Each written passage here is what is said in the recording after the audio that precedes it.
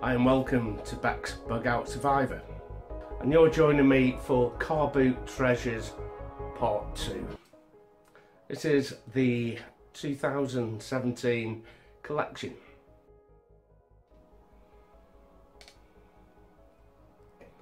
I'm going to start you off with a really fascinating little thing for the collector rather than a practical use. And it's this here. Well, look at that. If we can get that into focus for a minute there. This is a compass. It's from the Reich or something like that. It's a German army compass. And this is a tin. And simply unscrew the tin like that. And there you have it.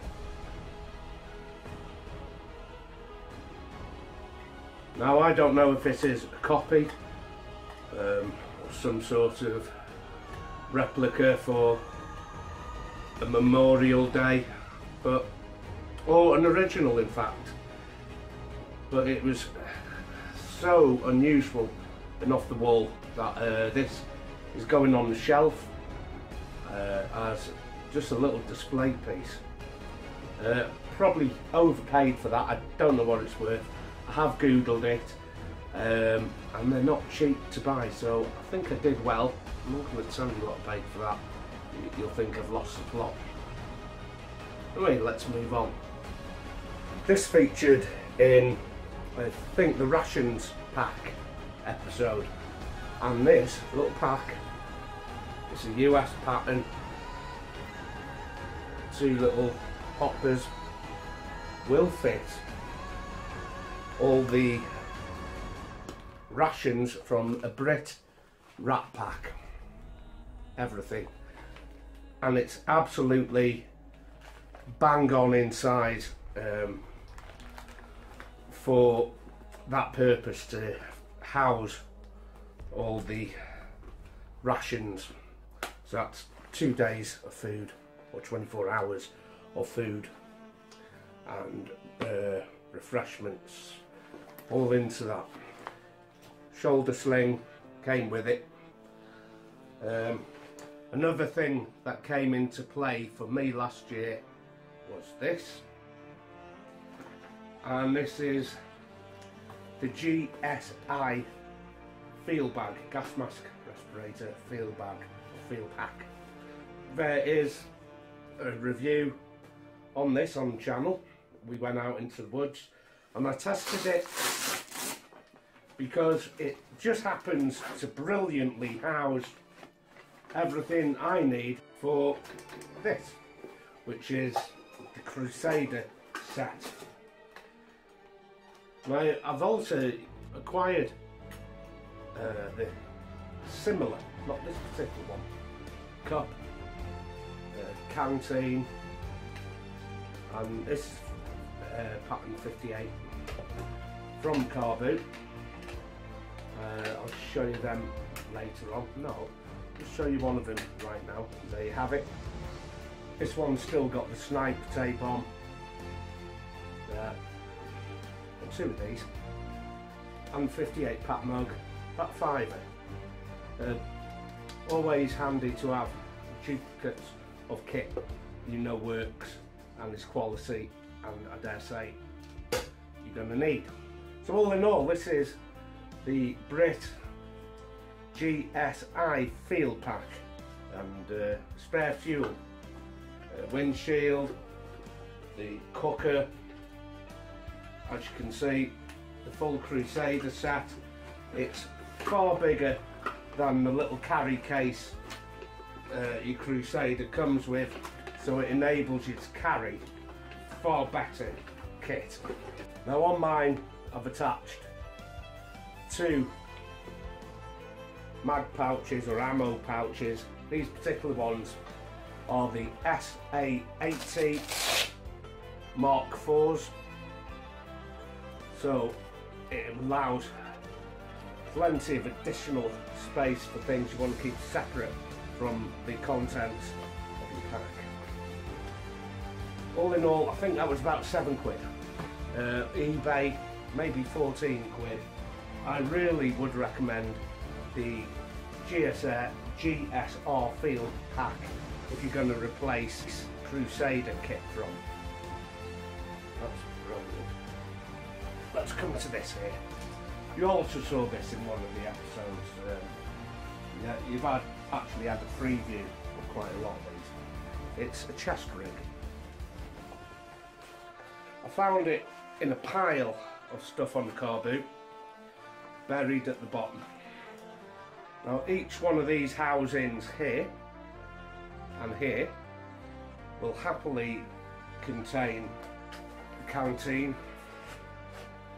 So now I can have 2 litres, 1 litre there, another litre there, I've got another one of them, a litre in there, a litre in here. Now for me, this enables me to carry the water when it's full at a kilo litre. So I've got 2 kilos on my chest. That 2 kilos doesn't need to be carried on my back. I have lower back problems with my disc, a herniated disc. So anything I can carry out of the pack and onto the front or onto a belt, that's the way forward. 3 additional pouches in front which can contain fuel for a stove, the actual camp stove itself, and some kind of utilities in here, knife, fork, spoon, windshield. You just use your imagination to what this could be used for. I was looking for one of these for ages and I was just about to purchase one. A simple map case. I love my hiking. I've already attached a whistle and a magnifying glass in there, and housed in the back is my orienteering compass, and the map itself is from when I was out up in the national park. Compass, whistle, magnifying glass. 20p at the bottom of a pile. Now when it comes to things like shelters, a lot of people would prefer to go down the road of bushcrafting and collect a lean-to of sticks between 2 trees and then thatch it.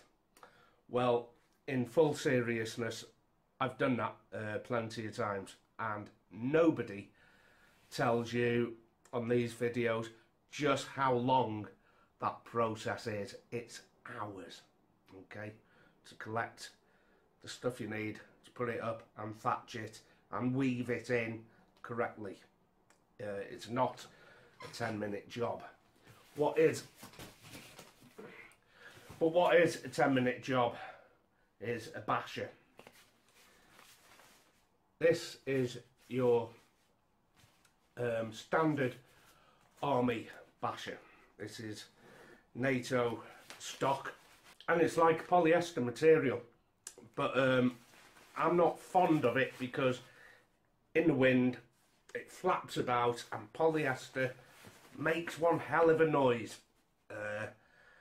It would give away your location quite easily and keep you awake. But if that is not an issue for you, if it's just a bit of bushcrafting or a bit of prepping, bush prepping, what did I pay for that? I couldn't have paid more than £4 for a basher. Proper stock NATO issue. And with its own little stuff sack as well, takes up no room in the pack. Obviously a little heavier than your shop purchased bashers would be, but then again you're going to get durability and quality from something like this. It's going to last years and years and years. I've got 2 of these. The other one is in the van. So this is the Yugoslavian gas mask, and it's brand new. It's never been worn in, and the filter is absolutely mint.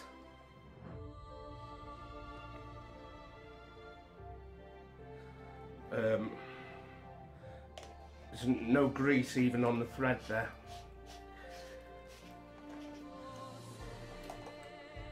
There you go.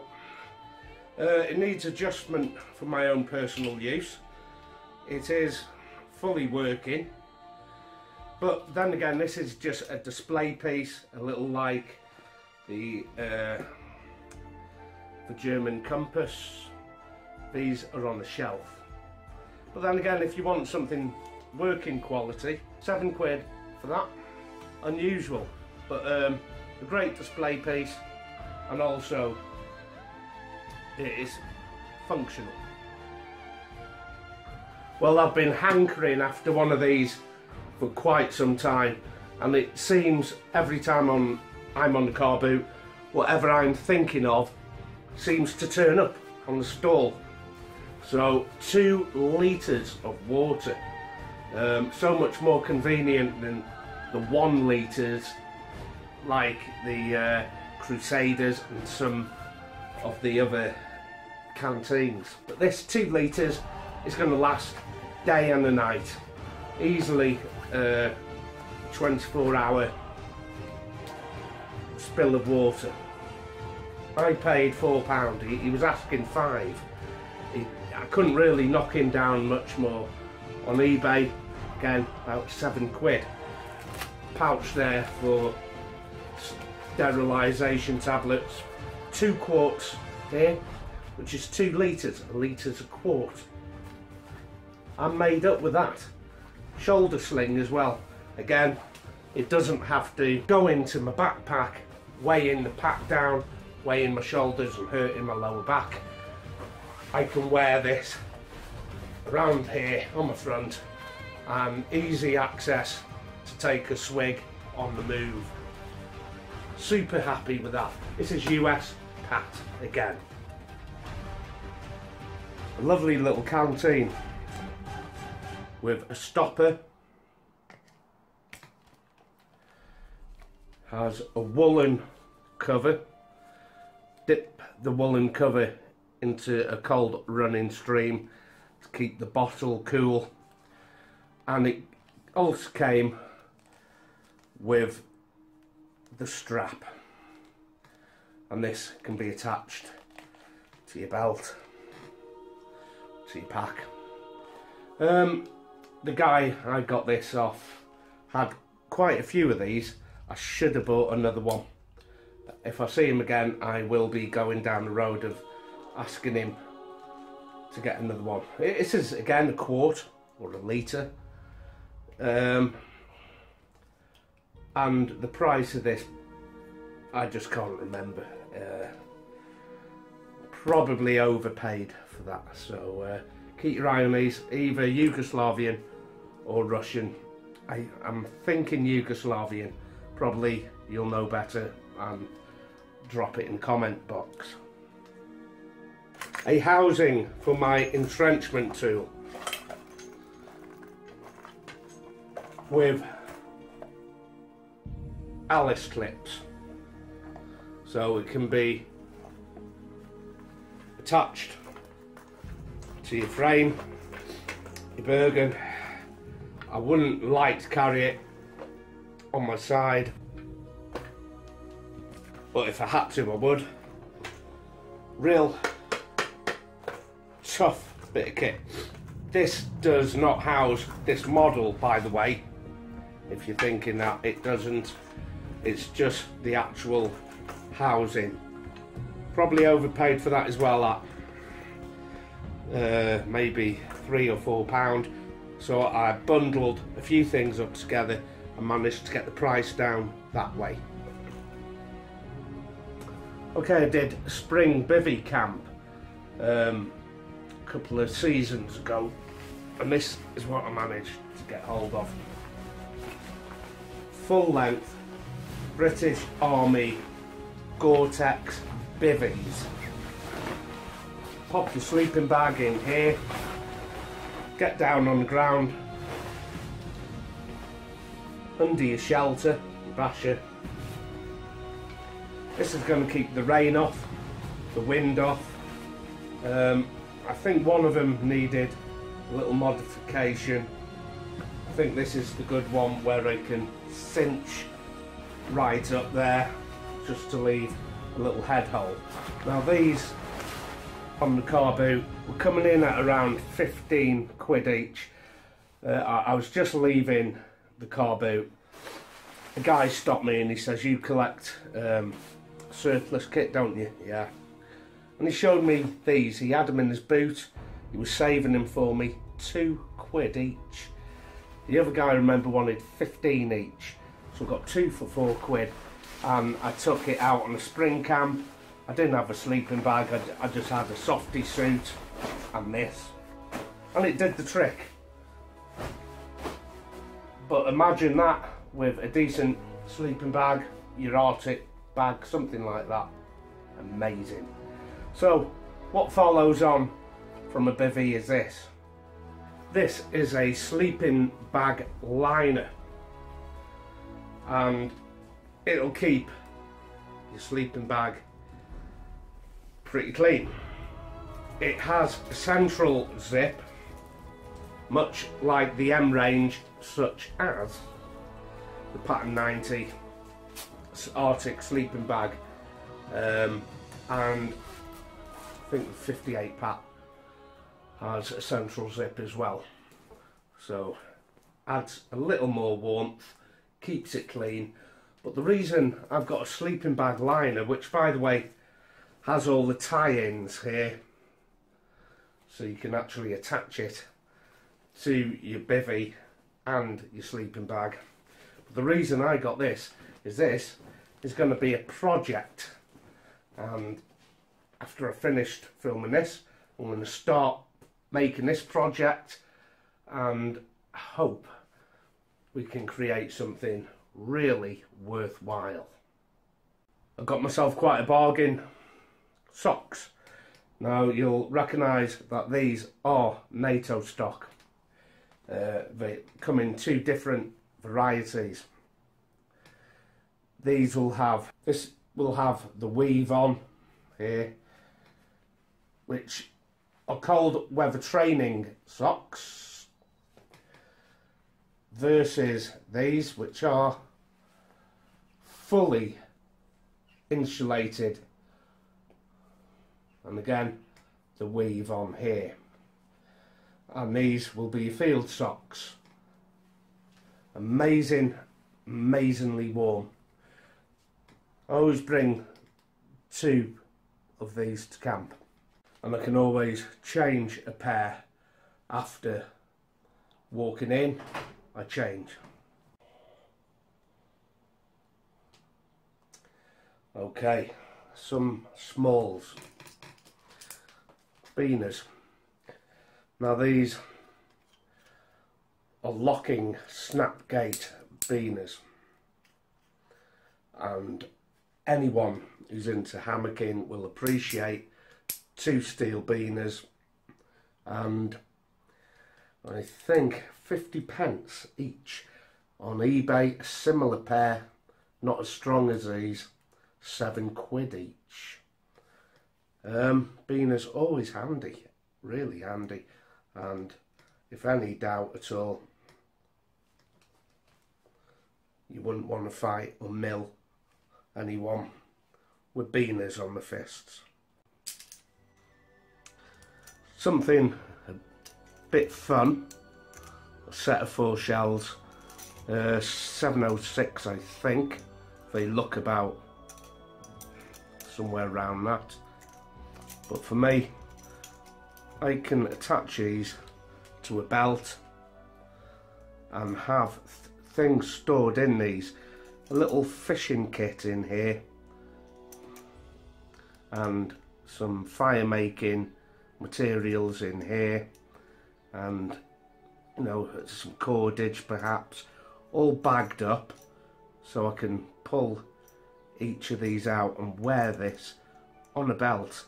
This is a project that I've not yet started, but the idea is there. Got these pretty cheap. And of course, trusty old mess tins. Well, what's different about these? These are NATO stock issue. These are stainless steel, and if you can't see crow's foot and NSN number on these, come up to a close-up now and you'll see that these are highly collectible and very, very hard to get hold of stainless steel version. I've been acquiring the aluminium versions of these quite easily for around 50 pence.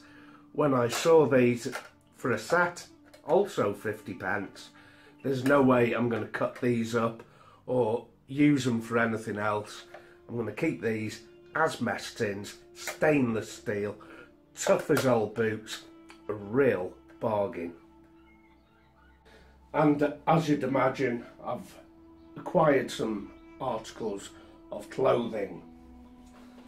The U-Backs shirt. Now this is in DPM with the brown AirTex front. This is a Viper U-Backs. I've not seen that many of these. I've got them in MTP with the tan colour on the front. You'd have seen me wear this in the Kelly Kettle review, and this one has the padded elbows and padded shoulders. This is quality, real quality. Probably overpaid for this, but I've not seen the Viper DPM before. Certainly more than a fiver for that, probably around £6. But like I said, it's somewhat rarer than the MTP, the multi-terrain pattern. So I like this. So this is a hat, but it's two hats sewn together, but there's no seam. I need to turn one side into the other. Make sure I've got this the right way round, so the label is on the inside, like that. This now is 2-layer. Turn it up again, 4 layers. It's like wearing 4 hats, and I've always liked the skull caps, and of course I don't have to fold it, I can roll it and wear it on the back of my skull also. So there's the skull cap rolled, which is the preferred method I like using. Got a throat infection, you have to excuse the croaky voice. Anyway, on to the next wearable, and it's this here, it's the jerkin. Real leather on a webbed backing, and these over the top of your wool jumper or your norgie is absolutely phenomenal for keeping that wind off when it's not raining. One hell of a zip on it as well, like that. I absolutely love this. I definitely overpaid on this. The guy duped me, but I thought it was worth it. But apparently eBay, something like this, maybe not in tan with the olive backing, you can pick up for around £5-6. But this was a bungle, so I got other things into the bargain also. These are fantastic. Anyway, I've got another jerkin and top also.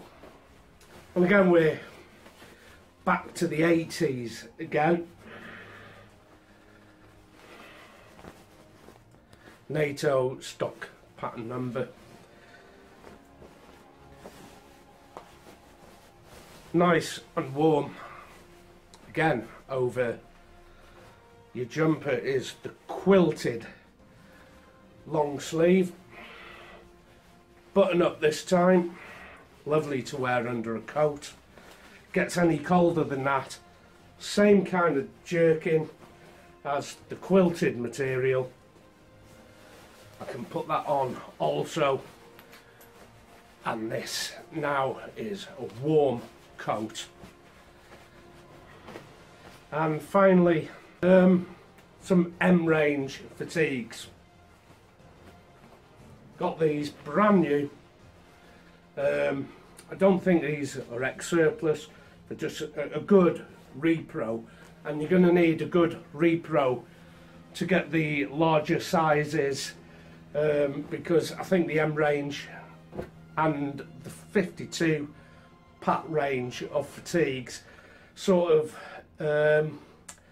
level off around a 33-34 inch waist, and I'm a little over that, so good fatigues there. And there's a whole range of other fatigues that I am now interested in, which aren't strictly surplus, but that's another episode. So it's more or less the whole collection right there of 2017 collecting. Now there are other things I've collected not featured, but I've only got the best to show you here.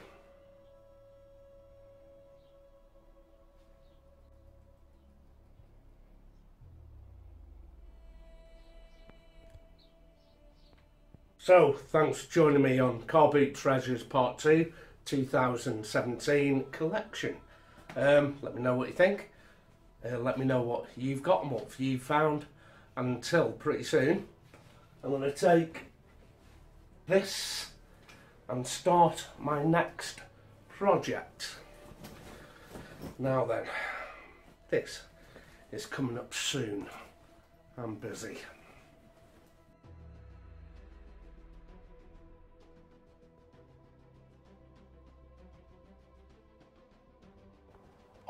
Could do without losing my grip here. It's a long way from the ground. See if I can find a decent handhold.